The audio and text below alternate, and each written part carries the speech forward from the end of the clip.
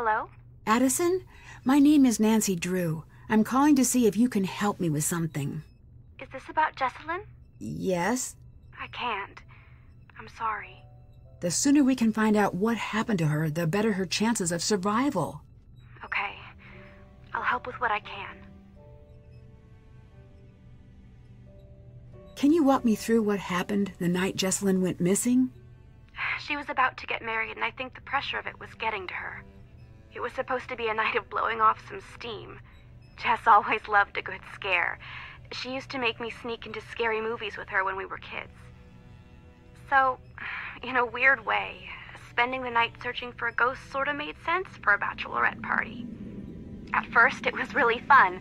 We were running around trying to scare ourselves silly. We were making these recordings like we were on a ghost hunter show. Then, things got strange.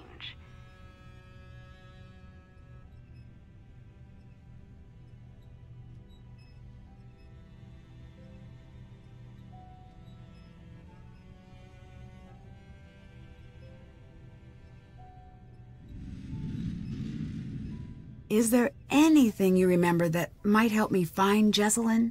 No. Actually, wait. Hang on. Upstairs, there was this door. Jess was desperate to get it open. Between you and me, I was relieved that she couldn't figure it out. Really? Why? I could feel eyes on me all night long.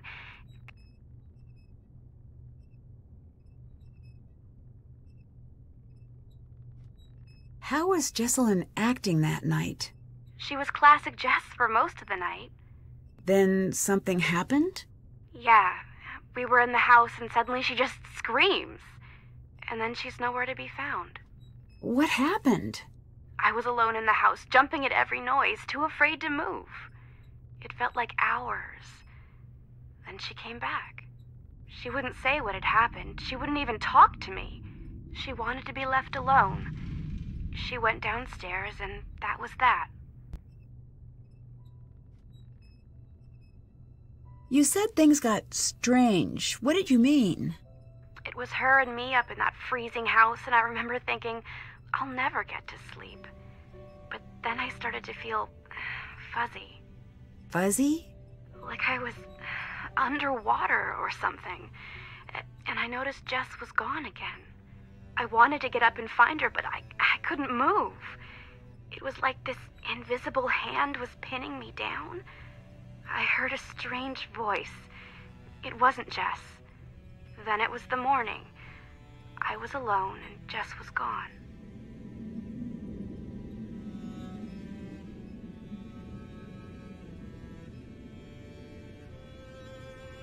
What were you doing at Thornton Hall that night? A scavenger hunt, but I don't know. There was something strange about it. In what way? Jess was looking for something toward the end of the night. Kinda desperately. It stopped being fun. That's all I know. The bedroom key is crossed out in the scavenger hunt. Do you know where it is? No. Jessalyn must have found it, but I couldn't tell you where it is. Did you notice any secret passages or tunnels while you were at the house? No, but it was so drafty in there, it would surprise me if there weren't. You said you heard a voice. Charlotte. I'm sure of it. Did she say anything? She sang. I only heard a little bit. Would you consider yourself a believer in the paranormal? If you'd asked that last week, I would have made some crack about Bigfoot. And now? And now I'm going to say that I don't believe. Because I'm afraid if I let myself believe, I'll be opening a door that no one can close. How's Jessalyn's relationship with Clara? Okay, maybe a little strained. How so? Jess used to call her Chairman Mom. Behind her back, of course. Do you think Clara could have anything to do with Jessalyn going missing? I don't think Jess was afraid of Clara. But still, I can't say for sure. What do you think of Colton? What's to think? He's always been decent to me and Jess. See you later.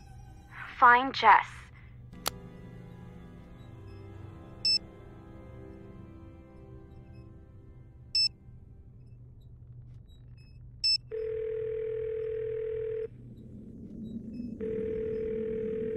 Nancy, did you get the package I left for you?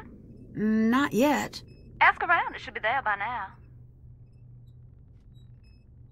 What have you been up to since we spoke last? I've been teaching the road to know my wheels. Are you working on the next book? I've been running away from the next book. In an empty house that was filling up with chatty ghosts. But who knows? When I'm out of gas, maybe I'll have no choice but to listen to what they have to say. If they're interested, I'll send you a galley to proof.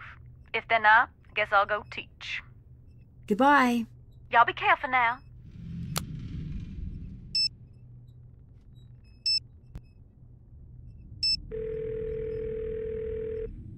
Bess's phone. All right, bonus Ned. What are you two up to? George is in New York. So, she got the internship with that Technology of Tomorrow place? Yeah, Ned and I were just planning a road trip for when you're back. I was in the middle of trying to convince Ned to grow a bad mustache so we can hang out in Brooklyn. Not going to happen. Someone has to, Ned, and George already said no. It was a really angry no, too. Anyway, did you make it to the island? I did. I've been doing a little research, and I can see why Savannah sent you. Why's that? If I believed in ghosts, I wouldn't come within a few hundred miles of Black Rock Island. I can definitely see why. Even I have to admit it does have a certain abyss gaze is also into you vibe to it. Put that on a billboard. I've got your back. I've been reading up on missing persons cases and hauntings. Really? Oh, that's great. I, on the other hand, have been watching videos of otters. So good at stacking things. Additionally, I've kidnapped Ned. I've been so bored since George left, and Ned's a very active listener. Mm-hmm. See? And he's also very quick to Stockholm. Nickerson family trait. We like being liked. Oh, thanks, you two.